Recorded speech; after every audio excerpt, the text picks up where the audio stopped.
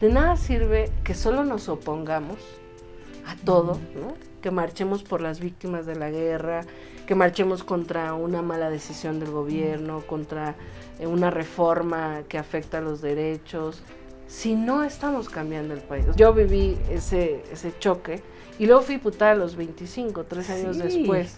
Y yo decía, ¿cómo no me convierto en lo que yo he criticado? Porque he sido más tiempo activista que otra cosa.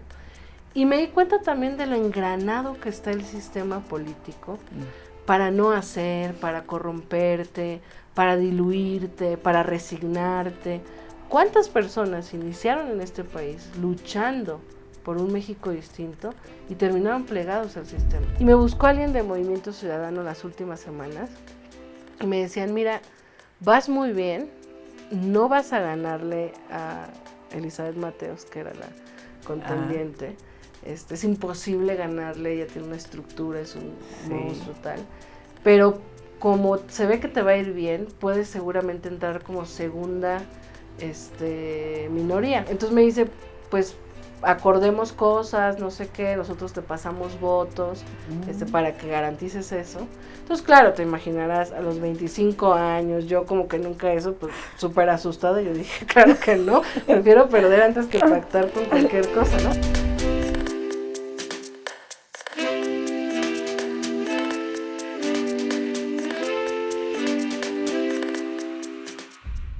Qué gusto que nos acompañen. Bienvenidos. Hoy vamos a tener una charla muy interesante con una mujer muy joven y que actualmente ocupa un puesto competidísimo. Yo no sé cómo le fue haciendo para llegar a Citlali Hernández. Todo el tiempo. Gracias por acompañarnos, qué gusto. Al contrario, Elisa, gracias por la invitación y un gusto charlar contigo y con quienes nos escuchan y nos ven. Secretaria General del Movimiento de Regeneración Nacional, ni más ni menos que de el partido más grande, con mayor representación en el país, cuyo miembro es el titular del Ejecutivo Federal, el presidente de la República. Y sí estuvo tremenda la competencia, Citlali.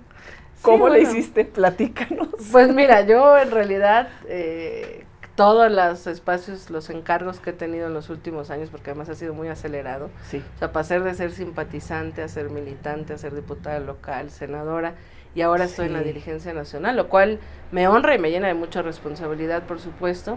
Ha sido sin buscarlo realmente, ha sido, yo estudié periodismo, quería dedicarme a eso, pero creo profundamente en que este país tiene que ser transformado.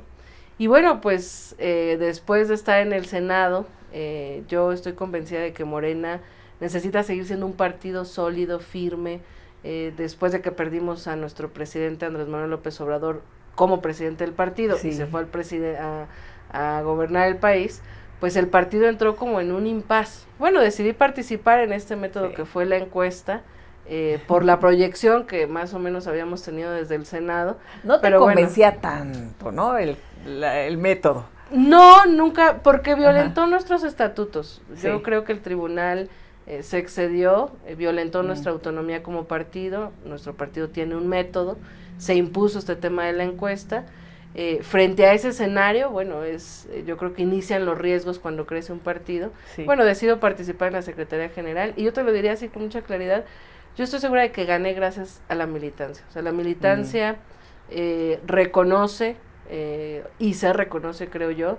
Yo vengo de la base, no pertenezco a una élite política, no creo que me he mantenido haciendo la política diferente como la creemos. Bueno, la militancia se desbordó, me ayudó para ganar la encuesta. Y bueno, hoy, gracias a la militancia, por la militancia y para la militancia es que estoy acá. Ahora, estás pues en tus jóvenes 30, ¿no? Arrancando toda una vida personal y profesional. Y sí, como tú dices, es que te fue llegando también, ¿no?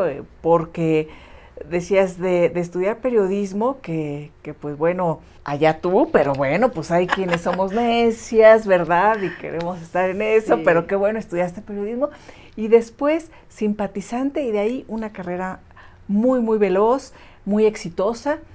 pero platícanos primero por qué quieres estudiar periodismo antes de llegar a este momento tan importante. Claro. Bueno, yo desde muy chiquita creí y decidí que iba a hacer algo por este país. Es decir, mis papás no se dedican a esto, pero siempre ha habido siempre estuve en un hogar muy politizado. A ver, platícanos, ¿tu mami? Mi madre es química farmacobióloga, realmente... ¿QVP? Ah, no, QFB. QFB. Realmente ella es de Michoacán. ¿Estudió en dónde? Estudió en la Universidad Michoacana. En la Universidad, no me acuerdo cómo se llama, pero sí. La Universidad Michoacana. Química. Mi papá es ingeniero petroquímico, maestro en ciencias.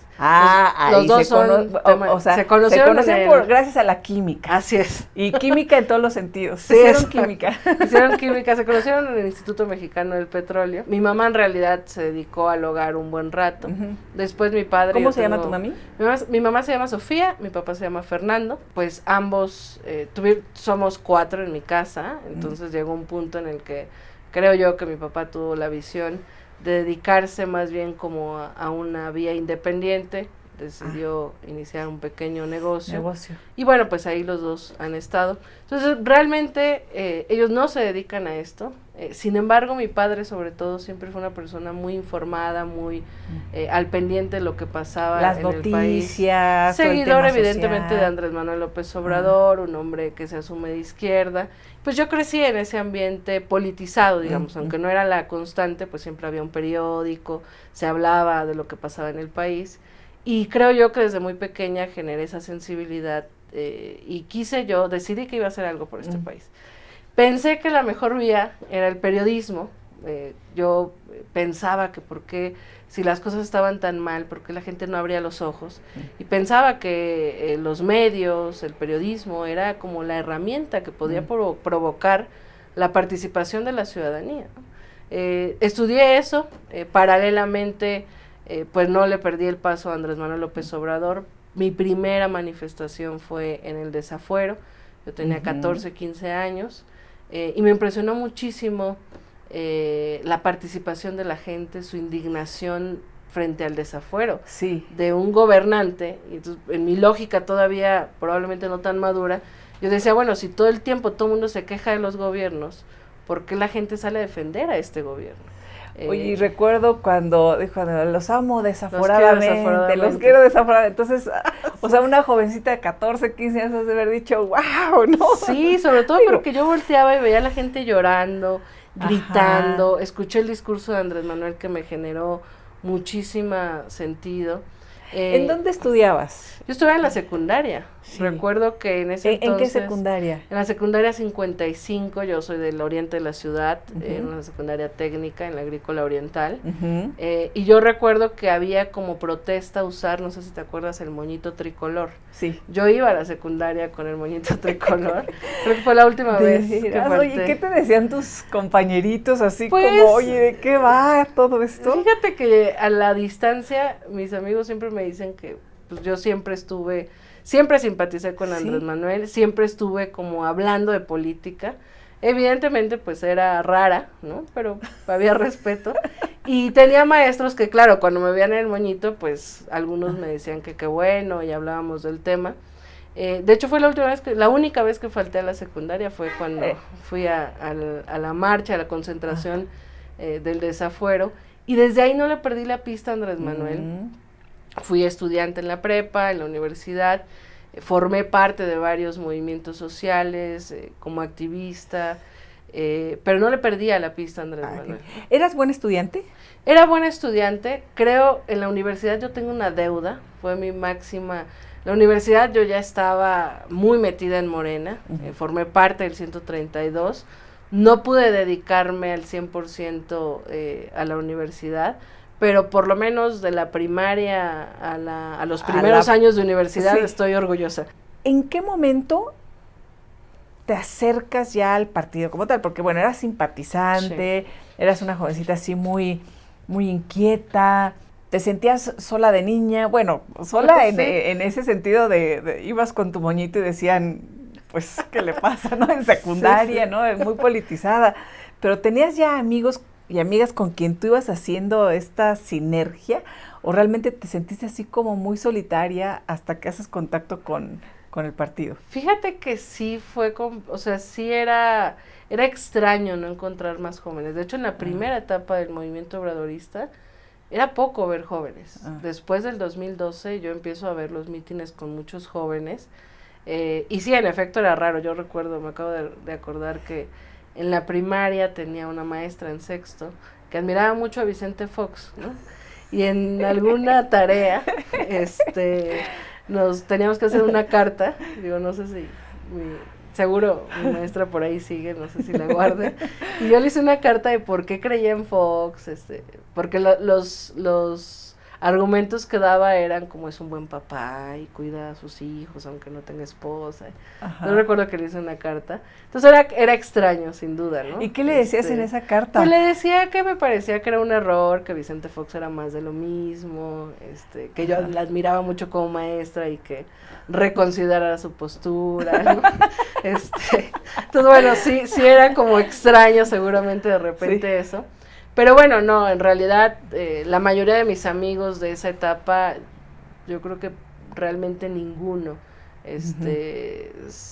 entendía al 100, ahora más, ¿no? Sí. Ya son más grandes, pero fue hasta el 2012 cuando se da el proceso del 132. Sí. Yo ya me había acercado a las juventudes de Morena e inicié en Morena Cultura con Paco Taibo. Okay. Y en 2012 que se da... ¿Y por qué? A ver, hagamos ahí una pausita. ¿Por qué con Paco Taibo? En 2012, el 15 de enero, se concluyó un acopio. No sé si te acuerdas, yo recién iniciaba el Twitter, yo era muy activa en Twitter como ahora. Y se difundió un video en el que Rarámuri se estaban quitando la vida porque había una sequía. Sí. Y en Twitter, que era un espacio mucho más habitable, pues varios empezamos a decir, ¿qué hacemos? Hagamos algo. Total que se organizó vía Twitter un acopio virtual. No sabíamos si al día siguiente en la realidad iba a existir. Y bueno, yo llegué a entregar cosas y ahí empezamos a encontrarnos varios. Alguien logró conseguir que el claustro de Sor Juana fuera la sede. Se mantuvo este acopio durante una semana. Yo estaba de vacaciones, recuerdo. Entonces estuve toda la semana, día y noche, en el acopio. Conocí mucha gente, mucho tuitero. Algunos eran simpatizantes, lo supimos mucho tiempo después del movimiento. Yo ya formaba parte de Morena como simpatizante. Y una de las asistentes era Marina Taibo, la hija de Paco Taibo. Entonces un día que estábamos comiendo, ella dice, a ver, nadie nos sabemos nuestro nombre, si no nos lo vamos a aprender, mejor coloquémonos una etiqueta con nuestro usuario, ¿no? Entonces de repente veo que se pone Marina Taibo, y yo por supuesto había leído muchos libros de Paco y era muy fan. Sí. Entonces volteo y le digo, ¿eres hija de Paco Taibo? Y me dice, sí, no sé qué. ¡Wow! Y le digo, oye, por favor, tengo mi biografía de Che Guevara, te la traigo mañana. Claro, que me la firme. Entonces la llevé al día siguiente, le mandé una notita a Paco. Que es además un librazo. Sí, librazazo. Bueno, sí. Entonces Paco creo que ignoró mi nota, me la autografió nada más. Sin chiste. Sin chiste. Bien. Para que quede ahí para la próxima. No, próximo libro. No, ya después Paco ahora Taibo, Paco, ¿verdad? Es un maestro y amigo. Pero bueno, y al final se consiguió mandar, recuerdo que reunimos 67 toneladas de acopio, muy ciudadano, y se consiguió transporte para llevar a entregarlo, y se consiguió una camioneta donde solo cabíamos 7 personas, y entonces se decidió ahí en el acopio, pues que fuéramos quienes estábamos más activos, y me tocó ir a mí más de una semana. ¿Con los Rarámuris? Con los Rarámuris, ha sido toda una experiencia. Bueno, brutal. Aquí una pausa porque hay que hablar de los Rarámuris, pero entonces le debemos a Twitter... ¿No? Mucho de lo que hoy sucede en el partido, que es la secretaria general, o sea, ¿cómo se van alineando? Cuando tú me dices, es que no lo busqué, o sea, te fue llegando tal cual, ¿no? Citlali, o sea, fue un tema de una plataforma como Twitter, tu activismo, te topaste ahí con Marina, oye Marina, eres la hija de Paco Ignacio Taibo, a ver, que me firme, y acabaste con los Rarámuris, muy activa. ¿Qué pasó ahí? Sí, sí estaban viviendo esta tragedia que consignábamos, no sé si de manera aislada. ¿Cuál fue tu experiencia? Fíjate que yo creo que ahí, yo nunca le seguí el paso a Andrés Manuel, Uh-huh. y desde que surgió Morena como asociación civil en el 2009 formé parte, pero también formaba parte de otros movimientos, y evidentemente cuando eres joven, a veces te genera mucho sentido esta consigna de no votes, organízate, y consignas Uh-huh. aparentemente más radicales. Pero yo pienso que ahí tuve un quiebre. Fue brutal llegar con todo el orgullo, porque era un orgullo que ciudadanos habíamos logrado reunir 67 millones de toneladas de acopio. Y que incluso cuando llegábamos allá la gente nos decía, oigan, ¿por qué en la tele dicen que el acopio más grande es el de la Marina, que era de 20 toneladas, algo así? No lo televisaron, no le dieron como la importancia, pero cuando llegamos nos dimos cuenta que no era nada lo que llevábamos. Llegamos a Krill, nos acercamos a una comunidad que se llama Cusárare, donde ¿Cómo ahí llegaron? bajan. ¿Lo llevaron en qué? Pues íbamos un tráiler, 2 Tortons, y te digo que alguien había conseguido una camioneta. Fue toda una aventura porque se nos poncharon las llantas, nos tuvimos que quedar un día a Zacatecas, pasamos por el Triángulo Dorado. ¿Les tomaban ahí como registro de dónde son, de dónde vienen? Porque está ahí como muy controlado también. Sí, la zona. Alguien había hecho contacto con las autoridades en ese momento y le daba seguimiento. Pero sí fue todo porque no contábamos con el retraso de que se poncharon las llantas. El tráiler más grande, un día que tuvimos que quedarnos en Zacatecas por las llantas. La verdad es que fue un héroe el conductor porque lo querían asaltar y le querían que se bajara y tal. Entonces, bueno, fue todo un tema llegar. Pero además allá hicimos contacto porque, claro, te digo que estaba Marina Taibo, después estaba, a los 2 días de que me firmó el libro fue Paco, al acopio. ¡Qué maravilla! ¿No? Entonces, como que él propuso, dijo, allá yo conozco un historiador, igual contáctense con él. Entonces teníamos como algunos contactos de todos los asistentes al acopio que fueron dando, y ya llegando allá pues nos estaban esperando, llegamos con algunos días de retraso, y pues los que conocen allá la zona son los que nos fueron dirigiendo. Sí. Y llegamos a una comunidad que se llama Cusárare, que es donde bajan varios rarámuris, que llevaban días caminando para llegar.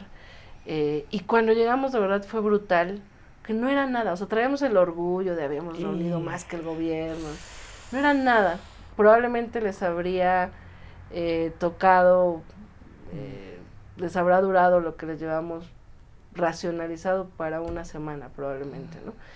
Yo soy fotógrafa, entonces evidentemente en ese momento, toda mi etapa de activista y de la primera etapa como simpatizante de Morena, he estado yo del lado de la cámara. De la cámara, por la carrera además, me imagino que lo que más... Sí, un poco, pero desde chiquita también siempre me gustó. Ajá.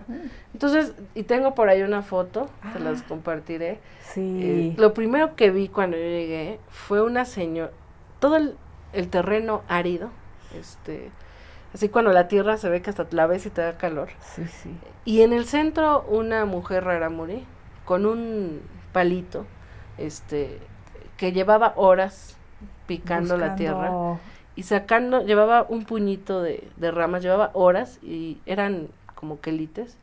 Entonces le preguntaba, oye, ¿qué va a hacer? ¿Cuánto tiempo? No, pues llevo horas y con esto voy a comer las próximas semanas con sal y en agua, ¿no? Entonces, claro, la sequía era brutal. El impacto fue brutal, la manera por supuesto en la que se organizan las comunidades indígenas siempre es un aprendizaje, ¿no? Allá están las figuras de los gobernadores, había una gobernadora mujer, lo cual también me impactó y me gustó mucho, y nosotros les decíamos, bueno, ¿cómo lo repartimos? Y ellos decían, nosotros pensábamos pues que a los que venían de más lejos, ¿no? Ellos decían, no importa si vienen más lejos o más cerca, hay que iniciar por las personas con alguna discapacidad, por mujeres y por niños, y a raíz de eso empezamos a repartir.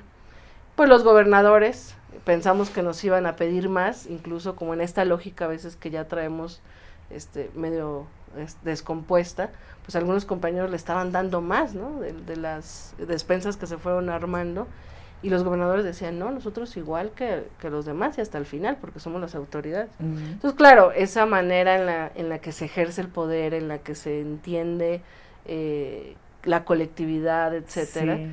Y lo brutal que fue, yo recuerdo que un compañero, cuando llegamos, vimos todas las personas que habían bajado, traíamos el orgullo de las toneladas, de las 67 toneladas que habíamos llevado. No era nada, fue brutal. Yo recuerdo que, además yo tenía 22 años, evidentemente era mucho menos dura. Yo recuerdo que un compañero me decía, Citlali, nosotros venimos a ayudar, no te puedes poner mal, no, o sea, porque sí fue mucho impacto, ¿no? Y él nos decía, venimos a ayudar, no nos pongamos mal, hagamos lo que nos toca. Pues bueno, al final, pues ha sido toda una experiencia. ¿Lloraste? O sea, no lloré porque no soy tan chillona, pero sí tenía ganas de llorar, ¿no? Tuve que contenerme y pues éramos 7 en realidad. De un acopio en el que fueron decenas que llegaban durante la semana, pues nos tocó ya en la entrega solo a 7 personas. Sí. Entonces era, y bueno, cantidad de niños y demás. Entonces fue la verdad una experiencia. Era el 2012, venían elecciones para Peña Nieto. Yo me quedo con una conclusión que creo que me aferró más a militar a Morena, y es, de nada sirve, porque yo llevaba años marchando, en movimientos, en actos de resistencia, en actividades en la universidad, etcétera. De nada sirve que solo nos opongamos a todo, ¿no? Que marchemos por las víctimas de la guerra, que marchemos contra una mala decisión del gobierno, contra una reforma que afecta a los derechos, que nos solidaricemos con las poblaciones indígenas. O sea, de nada sirve si no estamos cambiando el país. O sea, de nada servía ahí lo que llevamos, porque además ellos nos decían, agradecemos mucho el esfuerzo que hacen, y además no lo hacen el gobierno, lo hacen ustedes como ciudadanos. Pero la realidad es que sabemos muy claro lo que necesitamos. Necesitamos que se invierta en plantas de agua para nosotros poder, ni siquiera es que querramos más, con que tengamos la manera de tener agua todo el tiempo y plantar nuestras tierras. Que provoque un cambio sustantivo. Sí, que realmente hubiera una acción de gobierno que les permitiera tener agua todo el año, sembrar en sus tierras para su consumo. Ellos decían, nosotros hacemos nuestra ropa, o sea, con eso, ¿no? Todo lo demás es paliativo. Y me generó cada vez más sentido lo que planteaba Andrés Manuel, que yo creo que en las últimas décadas es el único que planteó un proyecto alternativo. Es decir, no como la oposición hoy que solo dice no. O sea, él planteó un proyecto, convocó a especialistas, académicos, expertos, y puso un proyecto de nación. Ahora, ¿consideras que se ha aterrizado ese proyecto, Citlali, o hacia dónde, si tú fueras presidenta, qué dejarías de hacer de lo que está haciendo Andrés Manuel y qué activarías? Yo inicié mi activismo a los 14 años, hoy tengo 31, casi cumplo 32. Me jacto, casi no lo digo, pero creo que he tenido la posibilidad de madurar políticamente mucho más rápido probablemente que otros compañeros o compañeras, y yo he llegado a una conclusión: nunca va a ser suficiente lo que hagamos. Es decir, el nivel de heridas abiertas que tiene nuestro país no se resuelve ni con un acto de solidaridad, por más profundo que sea, ni con solo manifestarse, ni con llegar al gobierno. Yo viví ese choque y luego fui diputada a los 25, 3 años después. Y yo decía, ¿cómo no me convierto en lo que yo he criticado? Porque he sido más tiempo activista que otra cosa. Y me di cuenta también de lo engranado que está el sistema político para no hacer, para corromperte, para diluirte, para resignarte. ¿Cuántas personas iniciaron en este país luchando por un México distinto y terminaron plegados al sistema, o terminaron desistiendo? O el gran capital político, recordabas a Vicente Fox, ¿no? Con ese impulso, ese capital con el que llegó, con toda esta idea de transformación, con quienes se sumaron. El propio Porfirio estaba ahí, pues en el equipo para implementar lo de la reforma del Estado, o sea, tantas y tantas ideas, tantos esfuerzos, y no fue. Pero abonan. Yo creo que el tema es que a veces creemos que todo es inmediato. Oye, ¿y estás tú dispuesta también a dedicar tu vida a esto, o en algún momento dices, bueno, sí, pero también pues la parte personal, ¿no? Porque pues es entregar el 100%, el 200%, ¿no? O sea, no hay manera. Mira, yo no quiero hacer carrera política, pero sí carrera militante, que es muy diferente. Es decir, cuando te aferras a otro cargo y otro cargo, creo que ahí es donde también te pierdes, ¿no? Yo he decidido que voy a luchar hasta el final de mi vida, ¿no? En Morena o en cualquier otro espacio que exista, si después no es Morena, o si un día regresa los personajes del viejo régimen, que espero que no toco madera, pues desde la oposición. Es decir, yo tengo esa claridad. Pero es que también han llegado a Morena. Claro. Los personajes del viejo régimen. O sea, eso es lo que me Morena, refiero. O sea, ¿en qué momento? Morena vive un momento interesante. Aglutina todo, ¿no? Yo creo que Morena vive o sea, un de momento... pronto está así la derecha yunquista, ¿no? Que ya llega Morena, y de pronto con Manuel Espino, ¿no? Que han dicho, bueno, pues sí es una, ¿no? Claro, y también está pues, el propio Bartlett, o sea, los priistas de Hueso Colorado, del fraude del 88, por ejemplo, ¿no? Cabe todo, ¿no? Y las personas que han estado militando, como tú, o los jóvenes, son muchos, Morena. Sí, porque queremos transformar este país, y porque a mí me parece que llevamos, si pensamos del 68 al 2018, pasaron 50 años de un pueblo sin banderas, sin partidos, un pueblo por encima de cualquier diferencia, que siempre quiso un cambio. Es decir, en el 88 votaron por Cuauhtémoc Cárdenas, yo todavía no nacía, y hubo un fraude electoral. En el 2000 la gente votó por Fox creyendo que era un cambio, y resultó ser más de lo mismo. ¿Por quién votaste en el 2000? Yo no voté en el 2000, no podías. No, claro, yo solo votaba por Andrés Manuel. Claro. Estoy haciendo cuenta, no. En el 2002, en el 2006. O ibas al ejercicio de los niños que votaban, ¿no? No te tocaba esas sillas. Sí, iba. Sí. En el 2006, yo tenía 16 años, no voté, pero estuve en las luchas contra el fraude, porque lo sentí como si yo hubiera votado. Sí. Pues hubo un fraude electoral. En el 2012 hubo la más grande compra de votos que hayamos visto. O sea, fue hasta el 2018 que este ánimo del pueblo de cambio, que se manifestó en distintas etapas, pues se concretó con Andrés Manuel López Obrador, como se pudo haber concretado con Cárdenas, o si Fox realmente no hubiera sido más de lo mismo, que ya lo sabíamos algunos, pues hubiera sido el cambio concretado con él. Se concreta con Andrés Manuel. Y por supuesto en 50 años están los priistas que venían desde una lógica nacionalista. Yo creo que Bartlett, más allá de toda la trayectoria, cuando tienes una trayectoria tan larga, un juicio único puede ser equivocado, pero Bartlett es un nacionalista, siempre ha defendido la energía, por ejemplo, ¿no? Hoy es uno de los principales defensores de la reforma eléctrica, que es lo mismo que siempre ha defendido, ha luchado contra la privatización del petróleo, etcétera.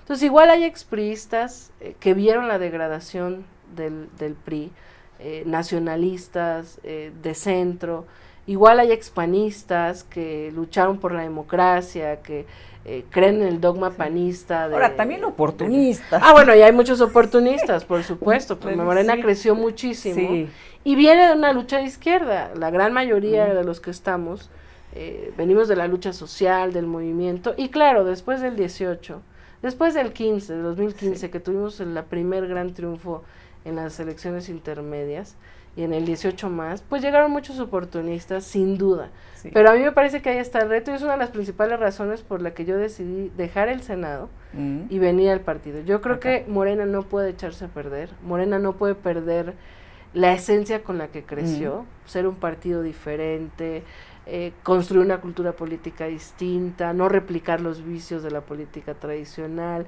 la revolución de las conciencias, la organización de la gente. Pero estamos en un momento, y esa paciencia quizás la he ido adquiriendo, donde lo viejo no termina de morir y lo nuevo no termina de nacer. Si Morena en su esencia triunfa, a pesar del oportunismo que hay, que es minoritario, y la esencia de transformación, la esencia de hacerlo distinta, predomina, yo creo que Morena va a ser un partido como se pensó desde su origen.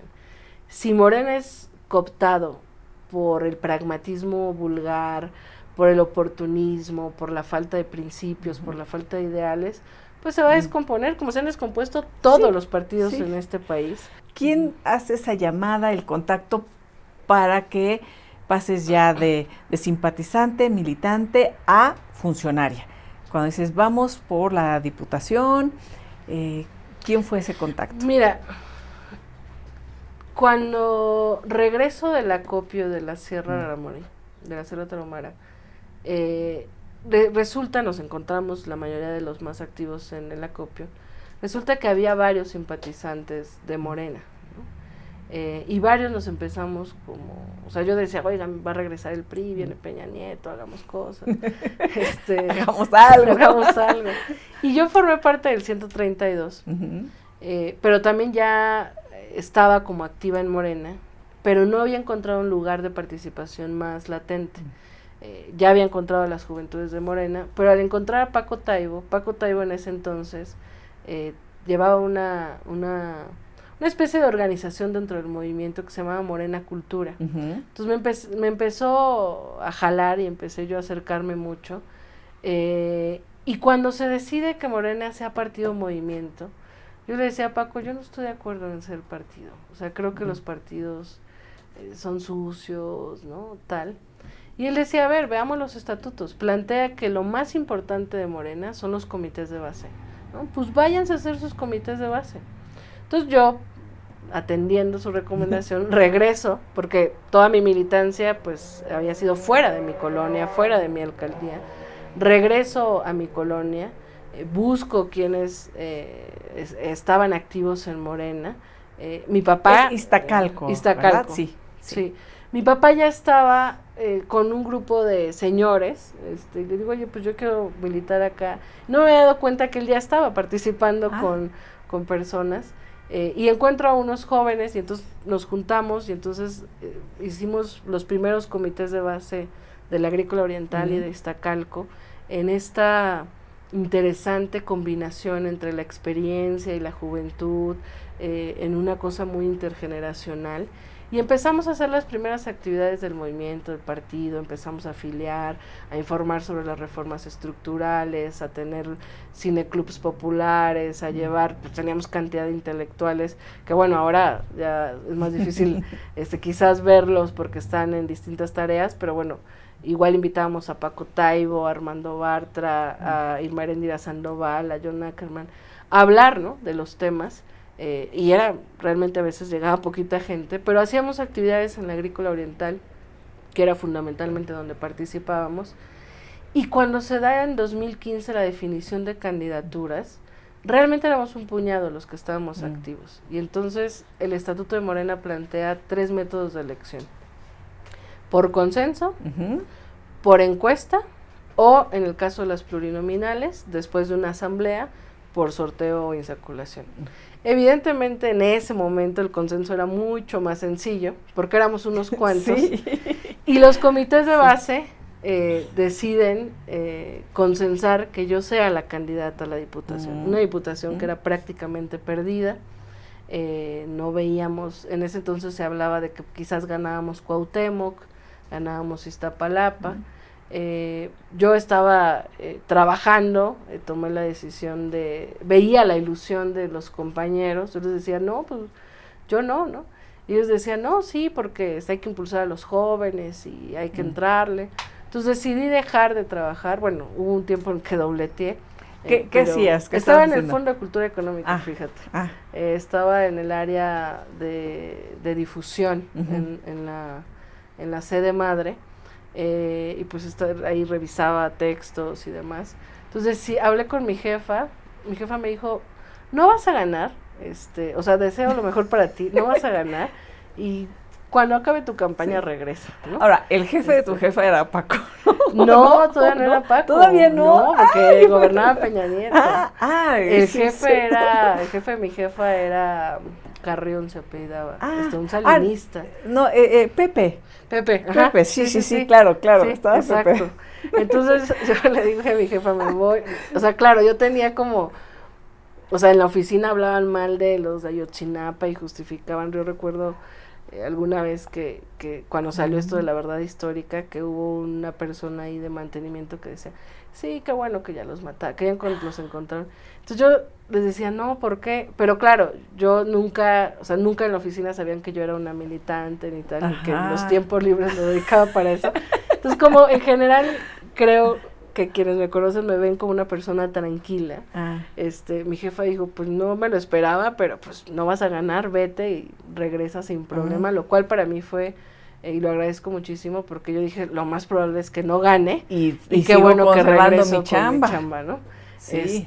Y entonces empezamos a caminar, hicimos una campaña tal cual lo pidió Andrés Manuel López Obrador, que era el dirigente del partido, de tocar cierto número de casas al día, y desde las 8 de la mañana a las 9 de la noche tocábamos casas, solo regresábamos a comer y a parar un poco el sol, con una camionetita y un perifoneo, con volantes de copias, con 3 o 4 compañeros, porque la mayoría trabajaban, no se dedicaban a esto. Y bueno, desde el primer momento, yo tenía 25 años, 24, y luego cumplí en la campaña 25, yo dije, la gente va a decir, ¿y esta morra qué? Pero desde el primer momento yo vi que la gente decía, claro, un partido nuevo, un rostro nuevo, qué bueno.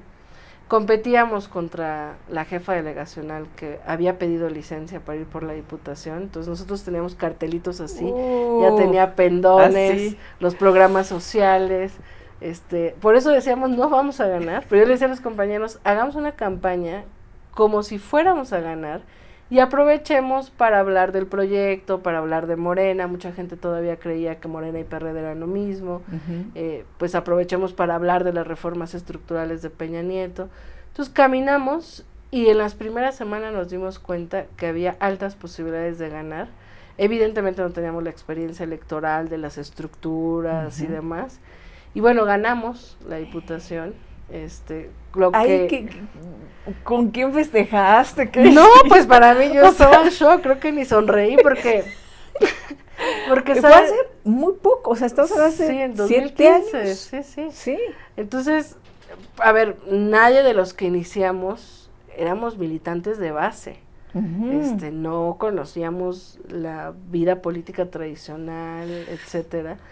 Bueno, yo antes de iniciar la campaña no tenía exactamente claro qué hacía un diputado local, obviamente mientras estaba la campaña yo estaba como tratando de prepararme. Estudiando, ¿no? Viendo, sí. Y porque yo decía, ¿cómo me voy a convertir? No quiero jamás convertirme en lo que yo he criticado en las calles, en lo que yo he señalado. Y bueno, la verdad es que ha sido también parte de la experiencia, nos tocó ser, éramos mayoría. ¿Ganaste qué? ¿Con quién fuiste en primera instancia aquí? Con tu mamá, con tu papá, tus hermanos. En ese inter fundamos un centro cultural cuando estábamos militando cuando apenas era militante de base. Entonces nuestra sede era un centro cultural chiquito que hicimos. ¿En dónde estaba? Ahí en la Agrícola Oriental.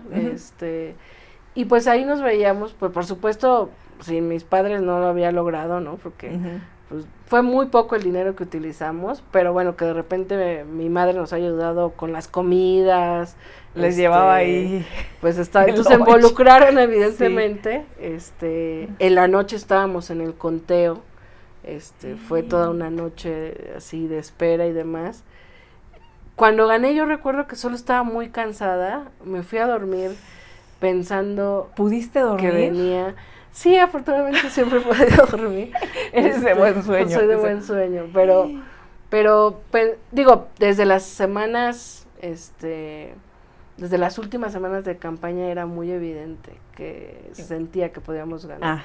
Incluso yo recuerdo que fue mi primer acercamiento así como, yo dije que, como raro, porque realmente éramos militantes de base, o sea, fue una campaña muy artesanal, y me buscó alguien de Movimiento Ciudadano las últimas semanas, y me decían, mira, vas muy bien, no vas a ganarle a Elizabeth Mateos, que era la contendiente, es imposible ganarle, ella tiene una estructura, es un monstruo tal, pero como se ve que te va a ir bien, puedes seguramente entrar como segunda minoría, ¿no? O sea, como la más votada en esta lista que hay en la ciudad de la lista B, o sea, aunque seas como el segundo mejor lugar, podía entrar como pluri.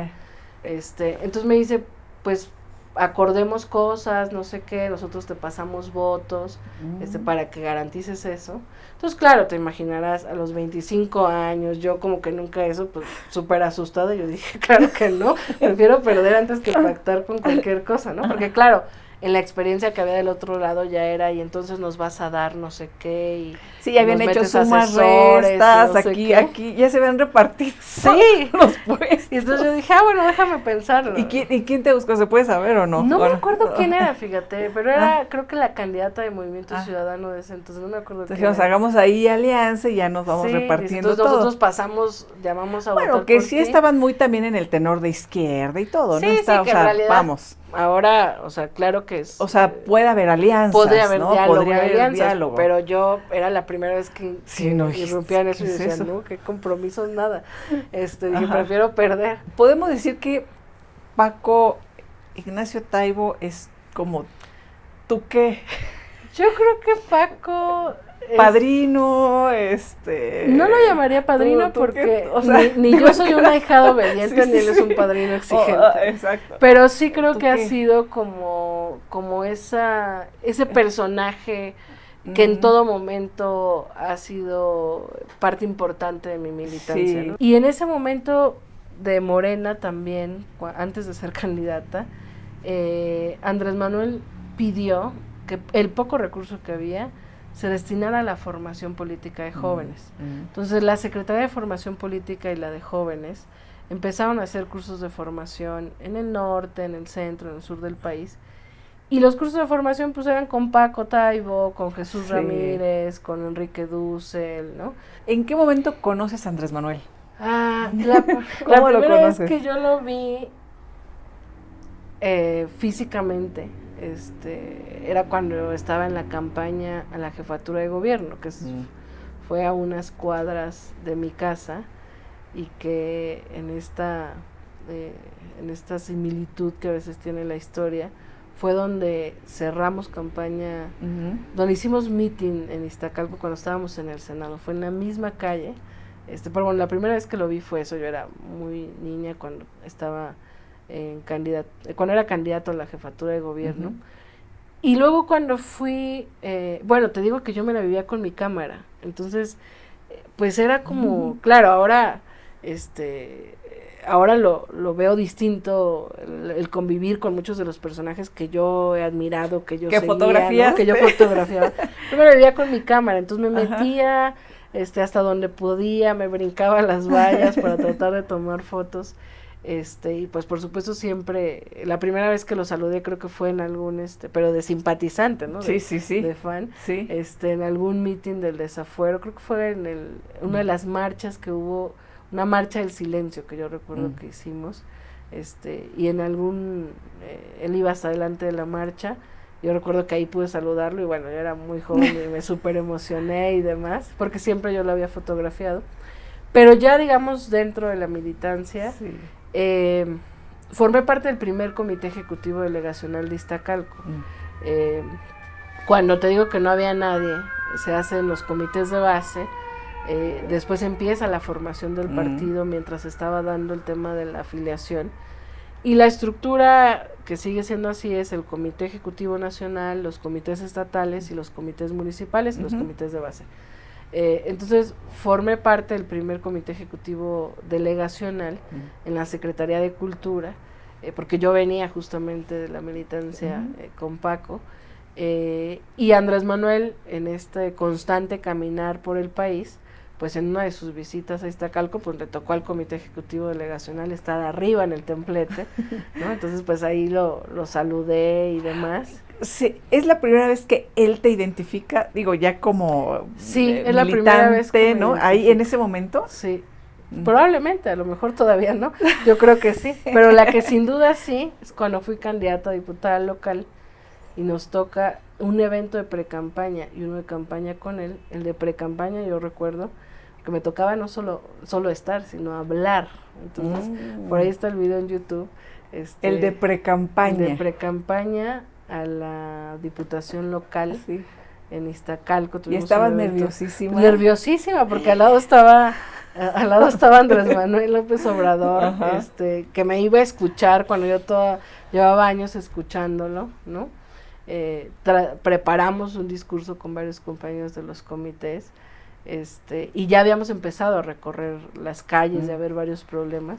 Entonces, bueno, por ahí está el video en YouTube, pero, y además yo hablaba como mucho más, no sé, más joven, pero bueno, estaba nerviosísima.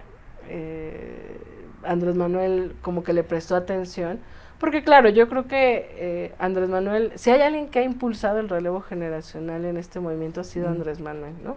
Entonces hubo un tiempo en el movimiento donde no había jóvenes. Entonces yo espero no haberlo hecho tan mal, que creo que escuchó el discurso, le puso atención, ahí me saludó. ¿Te dijo algo del discurso? Pues me de dijo tus muy palabras? bien, muy bien, me abrazó, y yo así, bueno. Y luego pues ya nos tocó otro evento en campaña, organizarlo nosotros. Entonces y Andrés Manuel tiene un método, ¿Cómo se organizan ahí, por ejemplo, para descansar, para comer, en dónde se quedan, en dónde se hospedan? O sea, ¿cómo es ahí? Mira, te voy a compartir que yo tengo una broma entre la militancia, la que lo hemos vivido le genera sentido, que además de no robar, no mentir y no traicionar, es no cobrar, no comer y no dormir, porque sí es es un ritmo intenso. Año intento justamente leer. Estuve hace unos días en la feria, en el Festival del Libro en Mazatlán, sí me compré ahí varios libros, qué padre. Porque además despeja un poco la mente, ¿no? De repente, sí. Y esta dinámica tan tóxica que se ha generado en la discusión en redes sociales, de repente sí cansa la mente. Entonces de repente creo que sí hay que despejarla. ¿Cómo le haces ahí, Citlali? Es que sí se volvió un espacio de mucha agresión. Sí. ¿No? Muy agresivo. Qué lástima, porque sí es también un vehículo, bueno, sí, ¿no? Digo, pues así fue un medio para llegar hasta donde estás en este momento, por ejemplo, ¿no? Un medio de información importantísimo, de diálogo, pero está también como ya muy saturado, tomado el espacio público por muchos intereses y se vuelve muy agresivo, ¿no? Sí.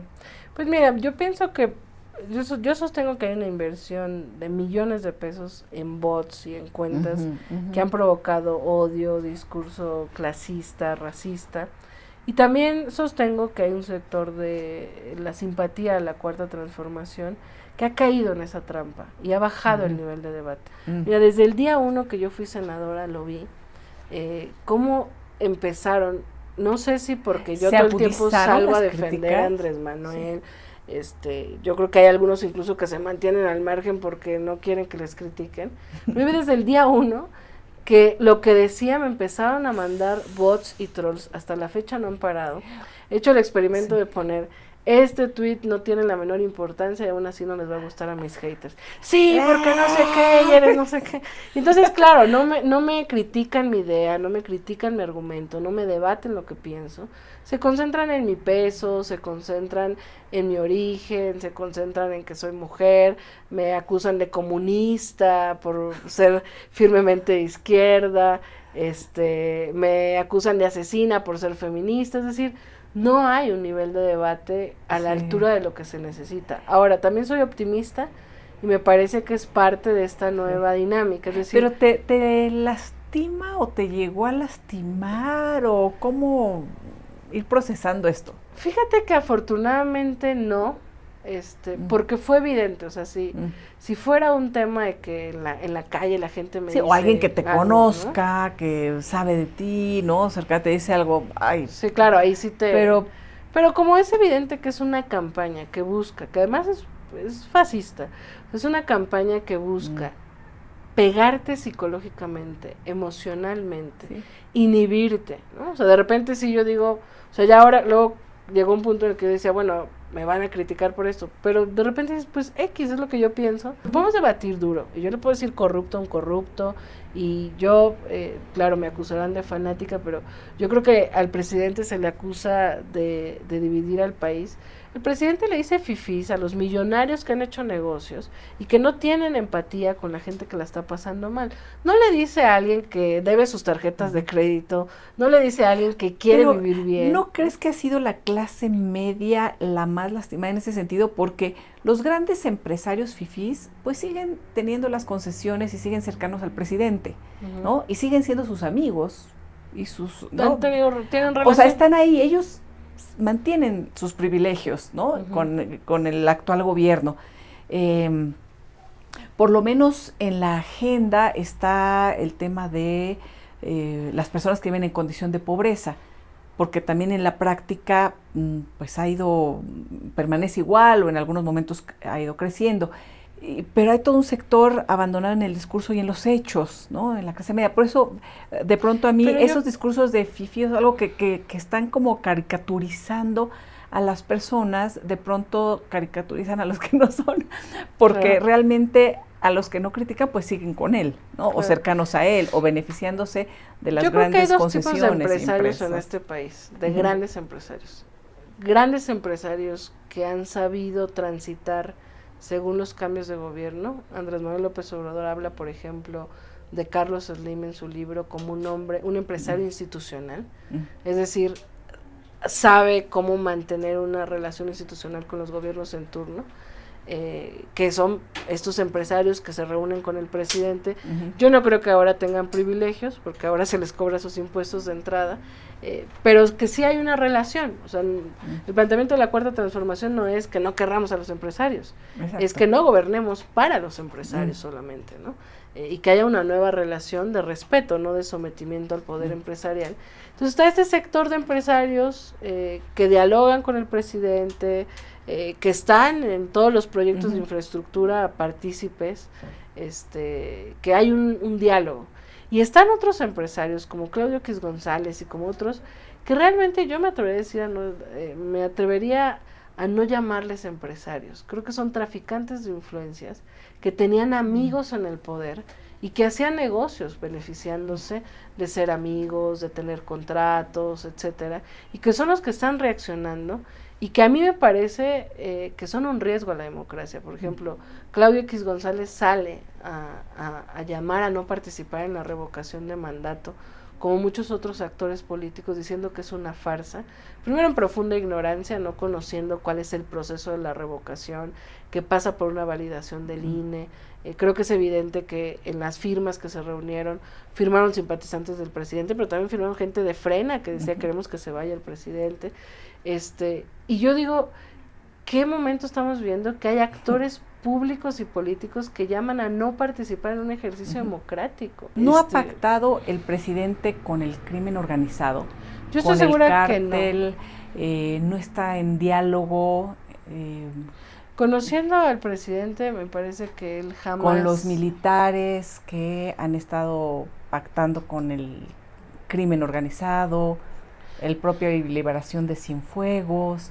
No va a ser una historia que no conoceremos en este sexenio ni en el siguiente, porque seguramente Morena va a permanecer, pero que en muchos años después, como sucedió con Calderón, nos vamos a dar cuenta que el secretario de Seguridad, que después hizo Alfonso Durazo, por ejemplo, que llegó ahora a Sonora, que el actual, que va a ser embajador en España, Quirino Ordaz de Sinaloa, realmente estaban puestos o palomeados por el cártel más poderoso del país. No va a rebotar esto después y decir, seguimos con esa historia. Yo pienso que no, confío plenamente en Andrés Manuel López Obrador, me parece que él no tomaría ese tipo de decisiones. Creo que no es un tema fácil, no es un tema menor. Ser autoridad, y el presidente lo ha dicho, hacer política a veces es elegir entre inconvenientes. Yo creo que se ha elegido entre inconvenientes sin vulnerar la ética. El caso que usa mucho la oposición para pegarnos, el tema de Ovidio, ¿no? Detienen a Ovidio, aparentemente sin una orden de detención y sin ningún proceso pensado, estratégico, y por supuesto en los territorios cedidos por el crimen organizado, pues la reacción del cártel iba a ser brutal, y el presidente toma una decisión: o saco la estrellita de haber detenido al hijo del Chapo Guzmán, o lo libero para que no haya una matazón a la población.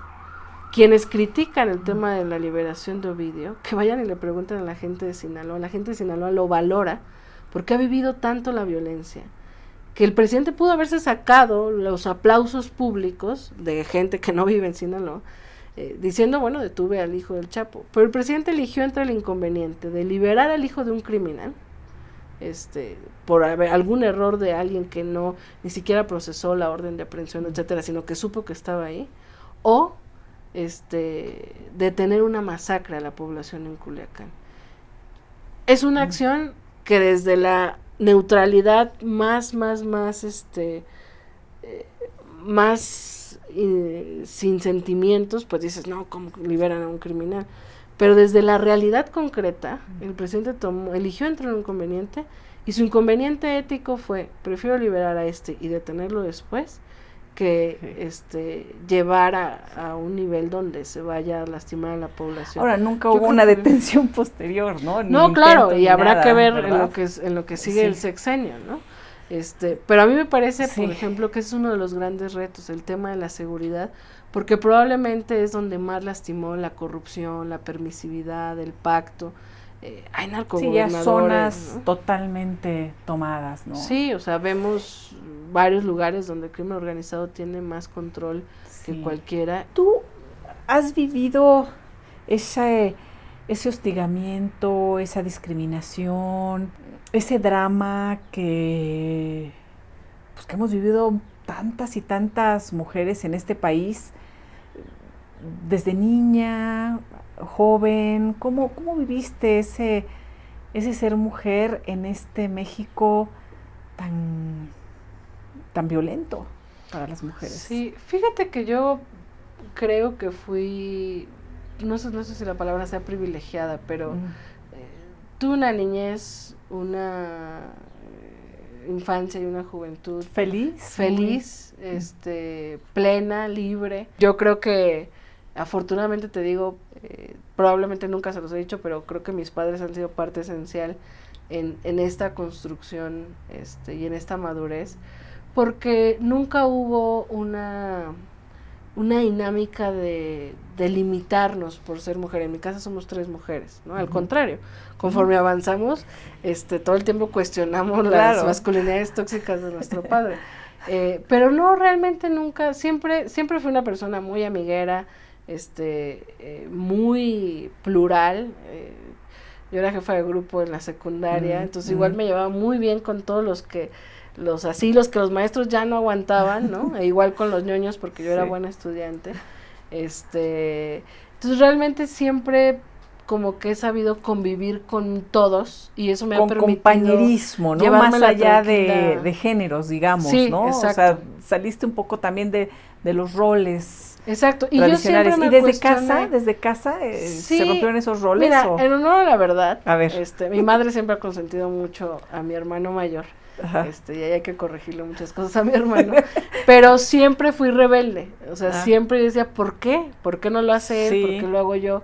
Siempre me cuestioné muchas cosas, y siempre como que sin conciencia, sin conceptos, sin ideología, pero siempre traté de pensar que ¿y ellos fueron cambiando?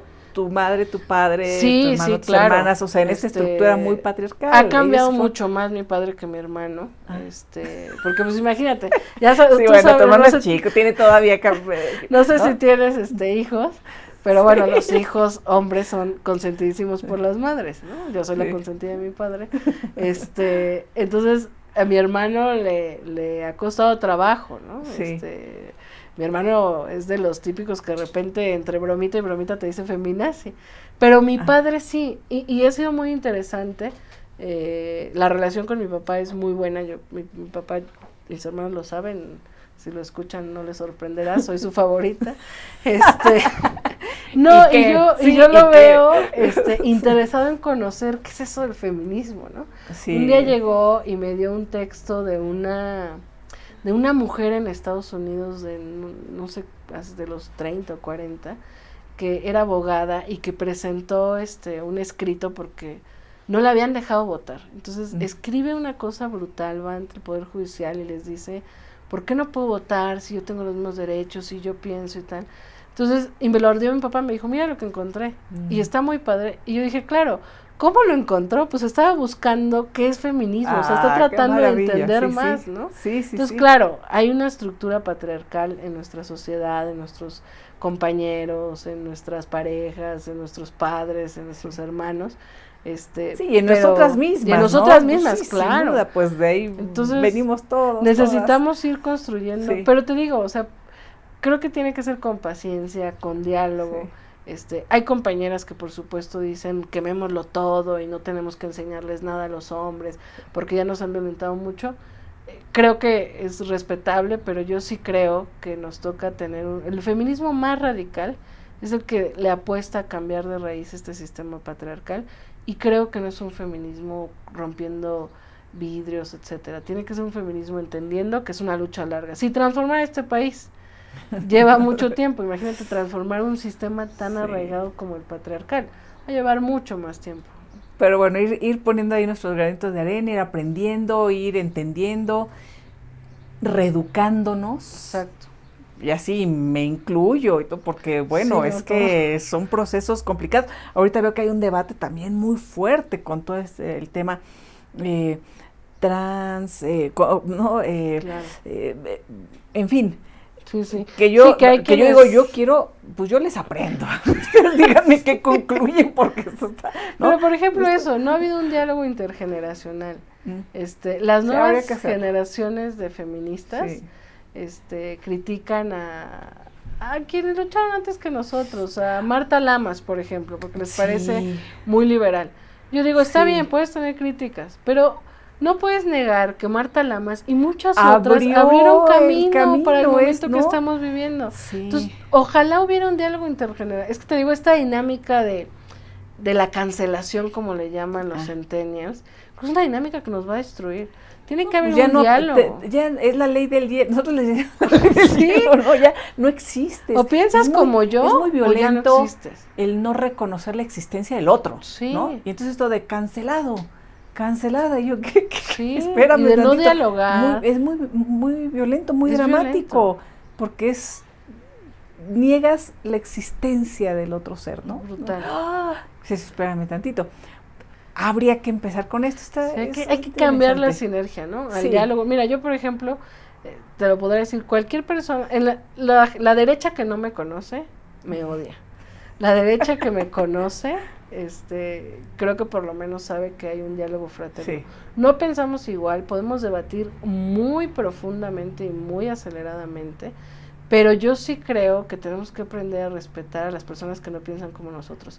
Y además le agrego, qué feo la gente que no piensa como nosotros y que tampoco se ve representada en esa oposición tan tóxica. Entonces, en todos los sentidos hay que provocar una inercia de diálogo, de escucha y hasta de convencimiento. A lo mejor nos convencen quienes no piensan como nosotros, y de hablando, cambio no cancelando, propio, ¿no? En una de esas dices, caray, pues, claro, ¿sabes qué?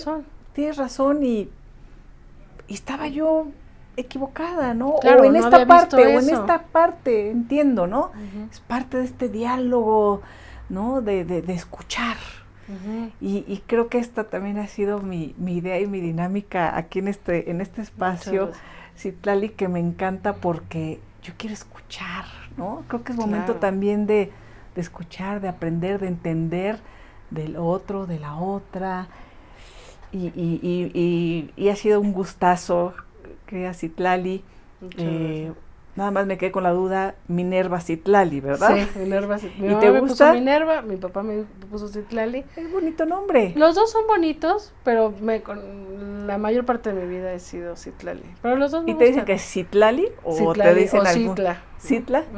Sí. Bueno. Sí. Yo te agradezco gracias, muchísimo, querida Citlali. Un gusto. Y bueno, ahí está una probadita para entender, para comprender, para conocer, ¿no? Sí, no empiecen con esto de que es de un partido, que es del otro. Escuchémonos, de eso se trata. Exacto. Y no a veces me van a decir, caray, pues miren, no la conocía y entendí muy bien. Me ha pasado, por alguna de las entrevistas que he hecho, Sí. sobre todo con algunos de los personajes que se identifican así como con los más radicales, digamos, ¿no? Sí, En estos extremos políticos, sí. ¿no? Y que me dicen, híjole, no sabía yo de eso, de Es que sabes él que o de ella, qué padre. hay que acostumbrarnos a la pluralidad y a la Sí, diversidad, sí. porque por lo menos desde mi óptica ideológica, parte del modelo neoliberal es que busca un solo molde. Sí. Y eso No, como, qué aburrido. Exacto. Muchísimas gracias, Citlali. Gracias, Gracias por acompañarnos.